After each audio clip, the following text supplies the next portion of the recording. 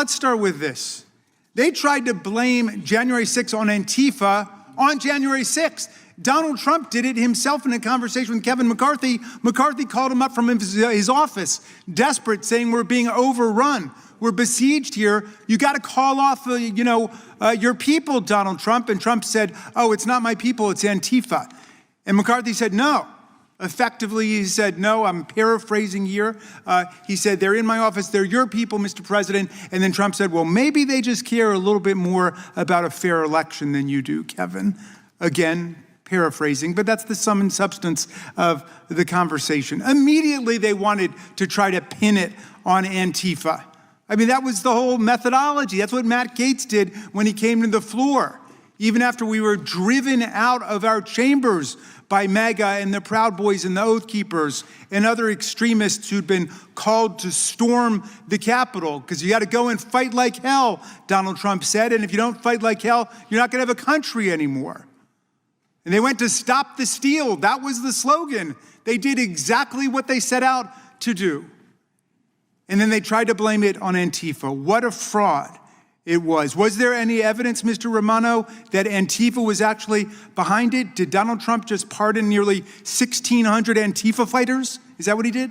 No, there was no evidence of that. In the hundreds of cases that I supervised, I saw no evidence that any person we charged was Antifa or was motivated or driven by Antifa. Well, if it wasn't Antifa, surely it was undercover FBI agents who made all those people go out there and smash police officers in the face and storm the Capitol and try to overthrow the 2020 presidential election, right? What about the theory that this was really FBI sources?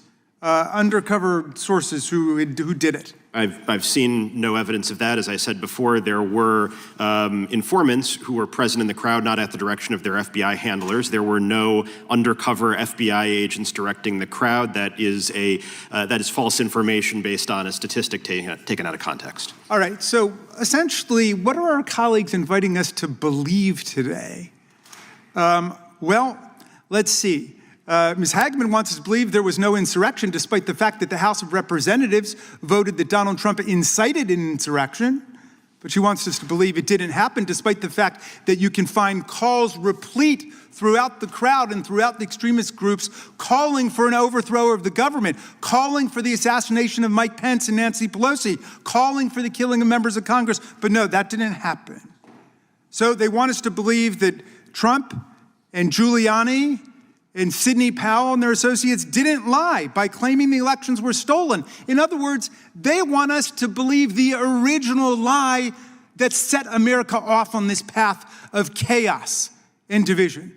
They want us to believe that Donald Trump actually won the 2020 presidential election, which he lost by more than 7 million votes, 306 to 232 in the Electoral College, with more than 60 federal and state court decisions, including by 8 judges nominated to the bench by Donald Trump, rejecting and repudiating every claim of electoral fraud and corruption that Trump and his forces put forward in court. And they want to go back to it. They want us to believe that January 6th was provoked by the FBI. Even Director Patel said that was false.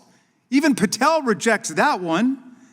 They want to believe that the Capitol Police are responsible for hundreds of rioters attacking them. Sergeant Gonell, who fought in Afghanistan and said that he saw no violence abroad that remotely compared to the medieval mayhem and violence unleashed on the police officers that day, that he was at fault for it.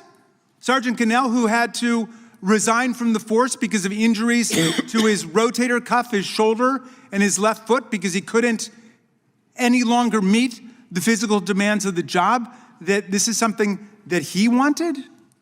These officers who've suffered brain contusions, heart attacks, strokes, Brian Sicknick, who died the next day after injuries inflicted on him by the mob, that this was somehow their fault? It's obscene.